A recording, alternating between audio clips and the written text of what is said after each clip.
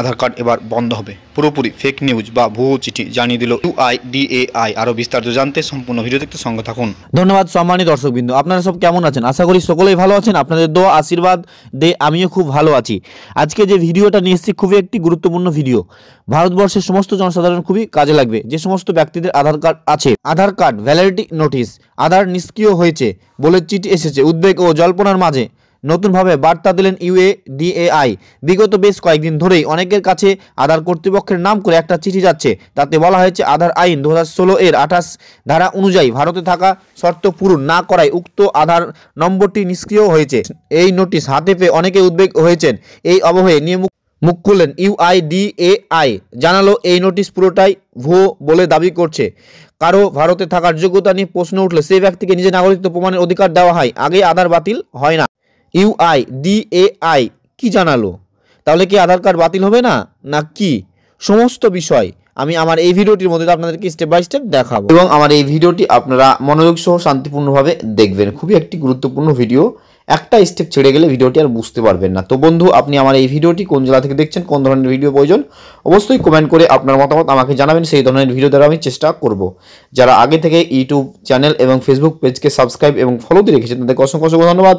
যারা এখন সাবস্ক্রাইব এবং ফলো দেননি, যত তাড়াতাড়ি সম্ভব সাবস্ক্রাইব এবং ফলো দিয়ে রাখুন এই ধরনের রিলেটেড ইনফরমেশন ভিডিও পেতে। তাহলে বন্ধুরা, আর কথা বাড়িয়ে লাভ কি, চলুন ভিডিওটি শুরু করি। রাজ্যের বহু বাসিন্দার কাছে নাকি সম্পত্তি নোটিশ পাঠিয়েছে আধার কর্তৃপক্ষ।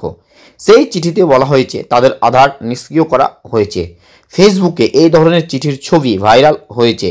CAA বাস্তবায়নের আগে এই ধরনের চিঠিতে আতঙ্কিত হয়েছেন অনেকেই।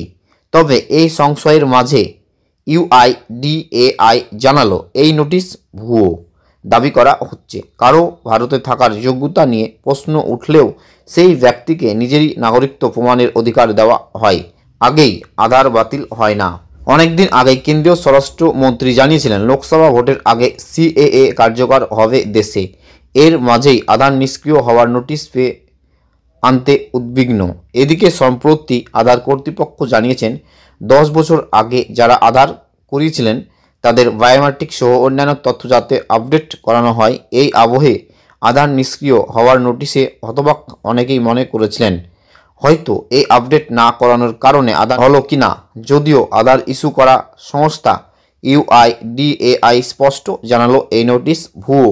জানা গিয়েছে কেন্দ্রীয় স্বরাষ্ট্র মন্ত্রকের অধীনে থাকা ফরেন রেজিস্ট্রেশন অফিস যদি কোনো ব্যক্তির বিরুদ্ধে ভারতীয় নাগরিক না হওয়ার অভিযোগ করে, তখন সংশ্লিষ্ট ব্যক্তিকে আধারের আঞ্চলিক অফিস পশ্চিমবঙ্গের বাসিন্দাদের জন্য রাঁচিতে অফিস গিয়ে নাগরিকত্বের প্রমাণ জমা দেওয়ার সুযোগ দেওয়া হয়।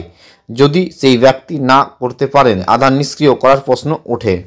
এদিকে আধার যাচাই ঘিরে জল্পনা তৈরি হয়েছে। তবে UIDAI জানিয়েছেন আধার আপডেট করানো বাধ্যতামূলক নয়, তবে নিজের সুবিধার্থে অনেক সময় তা করানো উচিত, বিশেষ করে ঠিকানা বা ফোন নম্বর বদলের মতো ক্ষেত্রে।